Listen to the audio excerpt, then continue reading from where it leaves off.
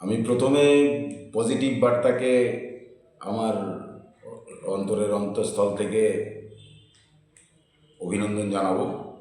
এই পজিটিভ বার্তা যে চ্যানেল তৈরি হয়েছে, আজকের দিনে আমরা যেটা পারিপার্শ্বিক পরিস্থিতিতে দেখি যে ছোট ছোট বাচ্চা কাচ্চাদের এই মোবাইলের যে যন্ত্রণা,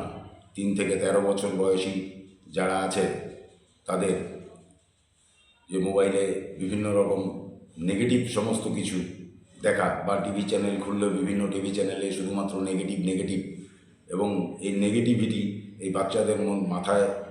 বসে যায় এবং যার ফলে এদের ভবিষ্যৎ গঠন করতে একটা বড় বাধাপ্রাপ্ত হয়। যার ফলে এই পজিটিভ বার্তার যে উদ্যোগ, এই উদ্যোগে আমি প্রচণ্ড স্বাগত জানাই। কারণ এই পজিটিভ বার্তার মাধ্যমে আমরা যদি এই চ্যানেলটিকে উপভোগ করি বা দেখি, আমাদের বাচ্চা কাচ্চাদের 3 থেকে 13 বয়সী বিশেষ করে যারা আছে তাদের মধ্যে যদি এটা সম্প্রচার ঘটে,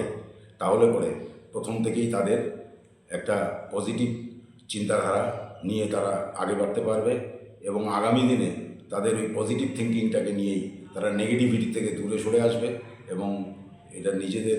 ভবিষ্যৎকে সুন্দরভাবে তৈরি করতে পারবে। সেই জন্য পজিটিভ বার্তার যে উদ্যোগ, সেই উদ্যোগটাকে আমি স্বাগত জানাই এবং আমি সমস্ত শ্রেণীর মানুষকে অনুরোধ করব যে এই পজিটিভ বার্তার নিউজ চ্যানেল এটাকে সবাই মিলে যেন সাবস্ক্রাইব করে এবং প্রতিনিয়ত যেন নিজের বাড়িতে নিজের পরিবারের প্রত্যেক সদস্য মিলে অন্তত দিনে 1 ঘন্টা হোক বা 2 ঘন্টা হোক এই পজিটিভ বার্তা নিউজ চ্যানেলটিকে উপভোগ করে।